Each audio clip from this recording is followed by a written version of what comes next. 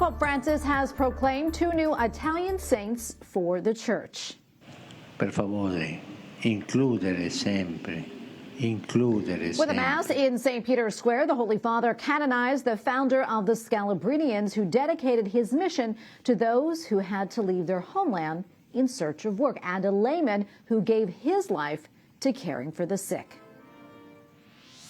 Joining us now from Rome is Andreas Thonhauser, EWTN Vatican Bureau Chief. Good to see you, Andreas. What more can you tell us about the canonization and the Church's newest saints? Well, Tracy, it was a beautiful celebration yesterday here in Rome at St. Peter's Square. Thousands participated in the canonization of the Church's newest saints. Both were Italian, both are known for their love of the poor and their work with immigrants in the great migration waves of the 19th century. Both men also are symbolic for Pope Francis and 2 of the main issues framing his pontificate, the inclusion of those at the peripheries of society. First, let me talk about St. Giovanni Battisti da Scalabrini. He became Bishop of Piacenza at the young age of 36, and throughout Italy, he's known as the father of the migrants. He founded the Order of the Missionaries of St. Charles Borromeo, more widely known as, hence his name, Scalabrinians. And in 1901, he even visited his missionaries in the U.S. And he was quite a celebrity because by then, the President of the United States, Theodore Roosevelt, received him in the White House.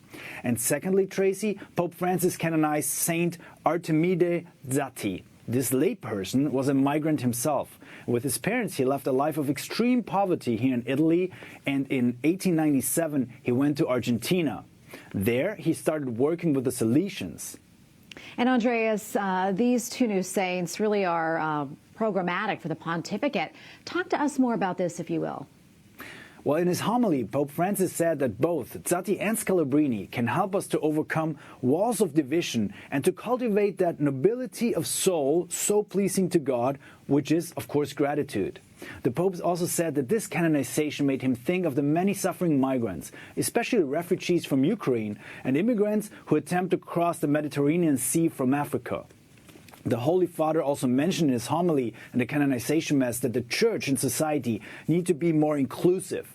The exclusion of migrants in society and Church was, said the Holy Father, scandalous and criminal, calling the Mediterranean the greatest cemetery in the world.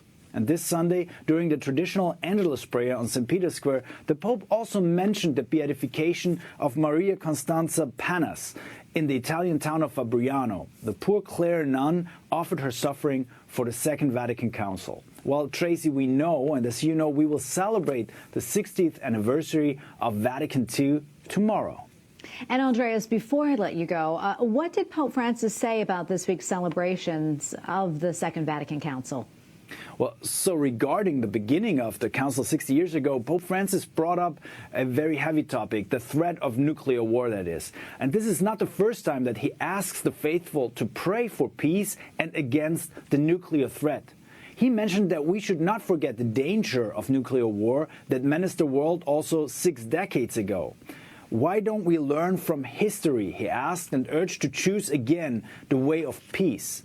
And I'm sure we'll hear more about these 2 issues tomorrow at the festive Mass celebrating 60 years of Vatican II, which of course also EWTN will live stream and broadcast. Andreas Thonhauser, EWTN Vatican Bureau Chief, thank you as always.